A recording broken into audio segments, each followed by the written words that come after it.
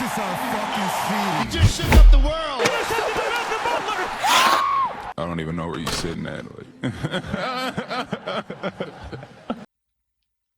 Good evening, ladies and gentlemen. It's your boy, Raul Infante, here with Taking This Sports. Don't forget, we're not only the guys that watch these sports, but we analyze them. So today, we're actually going to be covering UFC Fight Night 176, headlining Overeem versus Harris. And we're going to do a little bit of a mashup. We're actually going to include some of the fights that happened on Wednesday, headlining Glover Teixeira versus Anthony Smith. And on top of that, we're going to give one special shout out to whoever gives the best comment of feedback to improve the show. Obviously, we want this for the fans. So let's go ahead and start talking about tonight's card. So Harris starts off very quickly, man. I was impressed by this guy. I've seen him fight a few times. Overeem is that guy that fighters fight to get over that hill to fight the elite competition for a title. So Harris in that first round ends up landing a right hook followed with a left hand and grounds and pound Overeem. We all saw the scar tissue on his lip. We're like, man, this man's bleeding already from the nose and the eyebrow. Is the lip included? Yes or no? We don't know. But listen, Overeem is an experienced guy. He was able to get back to his feet and continue on the fight and actually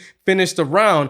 And he finished the round on top. Reason being is because of one thing. Harris ended up throwing a front kick, which I did not agree. Reason being is because Harris never tried to get back on his feet. Why throw a kick if you can't work your way back up? If you don't have the ground skills, why try to do that? And it was a similar situation in that second round for Harris. He ends up getting hit with a right leg kick by Overeem, followed with a left hook, gets dropped, and what happens? More of the same. Harris does not try to get back up to his feet, ground and pound, and the worst thing about it was that Overeem ended up getting his hooks in that second round, and he slowly started throwing some hooks, very patient, didn't gas himself out. Remember, there's 5 rounds in this fight, ladies and gentlemen, so of course Overeem is not going to throw every single shot 100%. He was very smart in this event, and he ended up getting the non-TKO. I feel very bad for Harris because, of course, the tragedy that happened for his family last November, he obviously wanted to get that W. We all were rooting for him, but he was not able to pull it off. But he will be better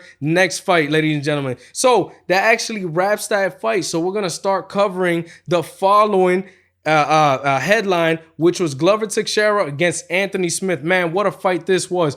I'm going to be the first to tell you I made a mistake. And I'm sure a lot of you guys did. I picked Anthony Smith for this fight because of his power, because of his youth. You have Glover Teixeira, that's 40 years old, man. He's been in the game a long time, been in a lot of wars, ended up winning his last 3 fights, but it was against a couple young fighters. Anthony Smith is a different kind of animal, actually fought for the title, and then he ends up looking real good in this fight. Right away lands, boom, a massive right hand on Glover Teixeira, right? Glover Teixeira has an amazing chin. He got knocked out by Rumble Johnson in the first 20 seconds of that fight, but most guys are not able to connect on him and put him to sleep. Honestly, I don't remember the last guy that was able to do it besides Anthony Johnson. So he ends up getting smashed in the face and keeps moving forward. And what I love about Glover Teixeira is that he's using a lot of head movements. And the best thing, if a boxer or a stand-up guy, is that they roll with the punches to take away from that power. Anthony Smith knocks guys out. So obviously rolling with those shots are taking power away from Anthony Smith's shots.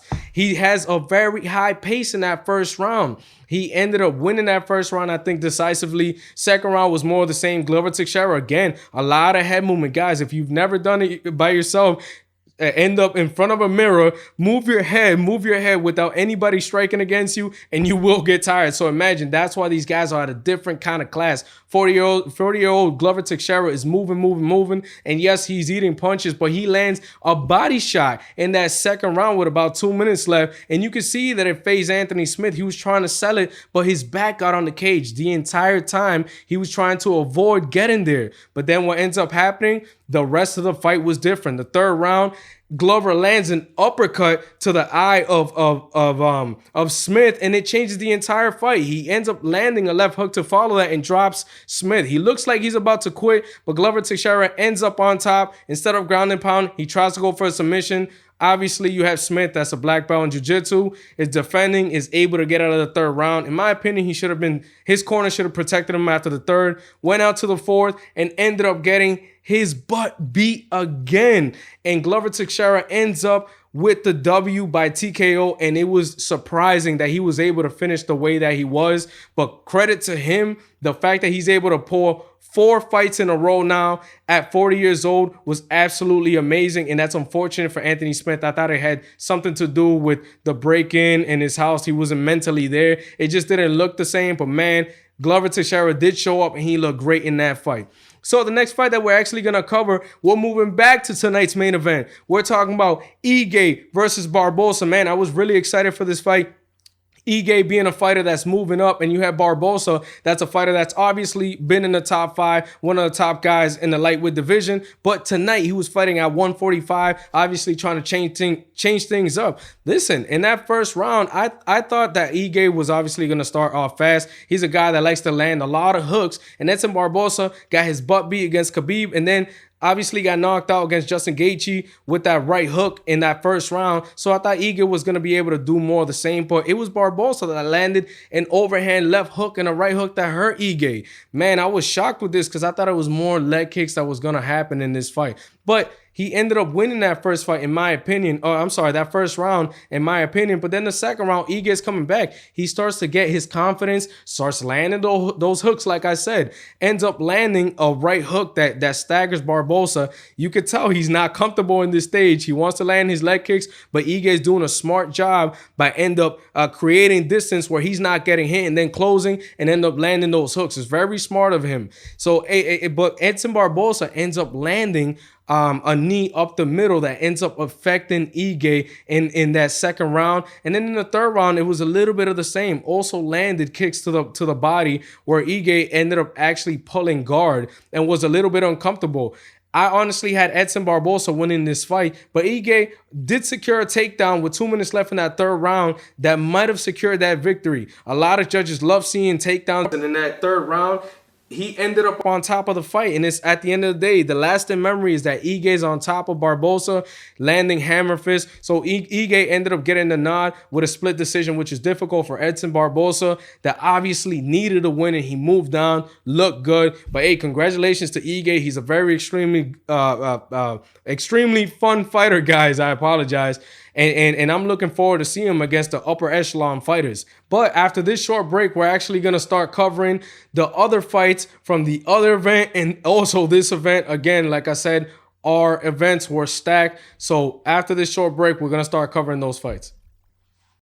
Hey guys, don't forget to like, comment, subscribe, and don't forget to hit that bell button for more notifications. So with that being said, we're going to continue on with Teixeira versus Smith. That fight card, I was very excited about a fight. That being Hernandez versus Dober. Dober having his win streak, and Hernandez being a very exciting fighter. I actually became a big fan of him when he fought Cowboy Cerrone, starting that fast. Obviously, he didn't get the W, but it's a fighter that I've been paying attention to. So Dober, obviously being a sparring partner for Justin Gaethje, I was watching him very, very closely. Hernandez, like I said, and as predicted, started off very fast, but Dober was actually able to land a straight right on Hernandez, and rather than Hernandez actually setting the tone and setting the pace, he started backpedaling, and Dober started pushing forward. Hernandez was very smart. He was throwing leg kicks and circling around, and Dober was smart enough to cut off the ring rather than following him. At that point, you end up having the second round where Dober lands a straight right and drops Hernandez. Seems like Hernandez is out of this fight at this point. He lands a couple takedowns, but Dober ends up getting back up, getting the stoppage, TKO victory in that second round. Great job, Dober. Can't wait to see you in other fights as well. So that covers that fight. Next fight is Ricky Simon against Ray Borg. This also was a great fight. Both guys are very physical. You have Ray Borg that obviously fought when he was younger against DJ Ricky Simon. Ended up fighting Riot Hall. Got TKO'd in that fight. Ended up being in a two-fight losing streak. Needed a victory, and he was able to pull that off. First and second round, he ends up using a lot of physicality. He looked a little bigger than Ray Borg in this fight. Uses wrestling, ground and pound. Striking was amazing on the feet. And at that second round, Ray Borg, you see, starts getting a little bit more confident, lands a left hook that stuns, quote unquote, Simone, because Simone does the fake noodle legs on him, but doesn't really get hurt. Simone keeps pushing forward. He's, like I said, he seems like the bigger fighter in this fight. The third round, you have Borg that is just electric, throwing a whole bunch of strikes. Simone seems a little confused because of, like I said, that liver shot was just lethal. But I thought Borg started off way too late in a 3-round fight. I had Simone winning 2 rounds to 1. It ended up being a split decision. Simone gets the victory that he badly needed. Next fight that I had was actually, 1 second, guys, Johnson versus Moises. Man, this fight was also a very good fight. Michael Johnson has a record of 20 victories and 15 losses, but he actually has notable wins against very good fighters. You have Dustin Poirier. You have Tony Ferguson that recently just lost, but Michael Johnson has victories against them and has a loss against Khabib, but he's fought the who's in the lightweight division and the featherweight division. Very, very fast guy. Same thing against this fighter in Moises I've actually never seen. But in that first fight, it was all Michael Johnson landing leg kicks, straight body punches. It just seemed like Moises was confused. His back was against the cage. He didn't know what to do. He looked discouraged after the first, but what do good corners do? They give good advice in those 60 seconds that they have. And that's exactly what they did for Moises. They told him, go for a takedown as soon as the second round starts. As soon as that horn goes off, he goes for a single leg, gets the single leg, goes for a heel hook, uses that Brazilian jiu-jitsu that the Brazilians do. He's a Brazilian, man. So he ends up using it. Michael Johnson doesn't react fast enough, and Michael Johnson taps and gets the victory for Moises. There's Michael Johnson with a 20-16 record. That is terrible, but again, he's fought the who's, and I watch him any single day of the week. Now, we're actually going to wrap up this episode with the honorable mentions. You cannot finish this episode without talking about